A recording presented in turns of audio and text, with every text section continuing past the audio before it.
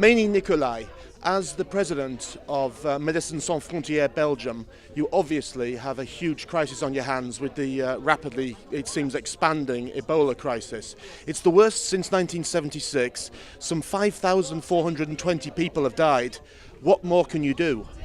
Yeah, this is an enormous crisis. This is an Ebola epidemic that we've never seen before. So what we need to do now, because it's in the three countries, and the epidemic is spreading inside the country. So the disease is moving. So what we need is not to focus on the old sites, but adapt ourselves to where the virus is moving. So to give an example, in Monrovia, for instance, the number of cases seems to go down. But the interior of the country we have to follow very closely. In Sierra Leone, the disease is moving from the west to the east part of the country. So these are examples where we see, and you need only one case to reboost in a village, in an area, a new epidemic. So as long as it's around in the three countries, all countries are at our concern. And so we need adapted, flexible approaches. That's what we need the most. Why, in particular, has this crisis become, well, the biggest in history? What is it that's changed with the disease or the way that the disease passes? Is there anything that you can tell us? No, we don't think that the virus has changed. Well, it will mutate, but we don't have a very clear view on that now. What was different in Congo? First of all, the people didn't know this disease, so they were not used to it, and they were not used to change their habits. Then second, it's a highly populated area in three countries where people moved between the three. So if you want to address the epidemic and you have to deal with three different countries with their administration, etc., makes it more complicated. Then a third element was that it went to big cities, so it didn't stay in rural areas. So it's been people have been moving, and it went to Monrovia and Conakry. And then the people in West Africa care a lot for their sick and care for their deaths. And that is an element that has spread this disease. Because as far as I understand, thankfully, it's not airborne. Obviously, that would be a worst-case scenario. Is there a chance of it going airborne, do you think? No. This virus is a virus that likes fluids and that replicates very quickly in the body the more you get sick. So you're very contagious at the end of your life, when you're about to die and when you're dead. Then the virus is multi-present in your body fluids. And the people who care for you, that's why this virus is so ugly, because it will transmit to those who care for those who are sick. So family members and health staff. So there is where the virus spreads. It will not become airborne. Do you think, therefore, that there is hope of making sure this virus comes to this crisis comes to a happy conclusion? Is there a chance of that?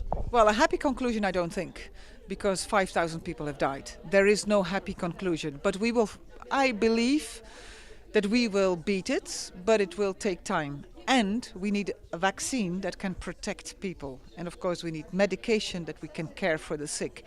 But I do believe that we will hopefully bring this under control, but it will not be a happy end.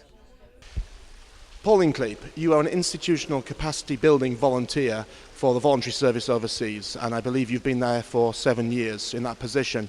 How does human capital feature in the work that you achieve? Okay, in institutional capacity building, human capital is basically the first form of way of building capacity, because you need someone whose capacity has been built, mainly who has the technical expertise, to be able to go down and build the capacity of someone whose skills do not meet what you need. Other than just that, in capacity building, we talk about two things. We talk about capacity building, which involves individuals, and institutional strengthening, which involves strengthening or developing the systems and policies and procedures of organizations. And the only way you can build institutional capacity is using human capital. You're also very much involved in health work, in the work that you do. The Ebola crisis must have had a huge impact on what you're doing. Is that the case? It's had a huge impact on what I'm doing, but from a distance, because I mainly do not deal with Ebola. I've dealt with HIV and AIDS, and currently in Kenya, we have not had any cases of Ebola, but we have had changes, health responses towards preparing the Kenyan population for the Ebola crisis. And some of the things that are being done is there's been a lot of screening in the airports coming in, as people come in from different parts of the world where there's been the Ebola crisis. Also, there's been a lot of health education to the Kenyan population on what is Ebola, how do you transmit Ebola, and how do you protect yourself from getting Ebola. The reason being, one of the main airlines in the country, that's Kenya Airways, used to do daily trips to West Africa, the countries that were greatly affected by Ebola. And there was a panic state in the country at one point when there's a patient who came in, and there were rumors around the airport that the patient had Ebola. So as a health response, the government actually took a quick, fast initiative on testing the patient. By then they had already set up isolation rooms. They'd also set up an area where they could screen patients who are coming in. And as a result, they had to reassure the Kenyan population that the patient did not have Ebola, and they had to also aggressively continue with the health education. Also, they have tightened the borders because people don't just come in through airports in Kenya. We also have borders through other countries. They've also tightened the health checks and security at the borders to ensure that every individual coming in is screened for Ebola. Jim Emerson, you are the Chief Executive of Voluntary Service Overseas International. The theme of your debate today is human capital and how it's leading development. What exactly do you mean by this? I think we mean that the sustainable development can only happen through people and with people. And that at the same time, sustainable development then the results of sustainable development are measured by their effects on people. So people are both the means and the end of sustainable development. Do you believe that sustainable development is playing a role in combating the Ebola crisis? That's a difficult one to answer. I think we've seen that the situation that has developed over the last 6, 7, 8 months in Liberia and Sierra Leone is actually taking away from the results that have been achieved over the past few years, particularly in the case of Liberia, come out of a long civil war.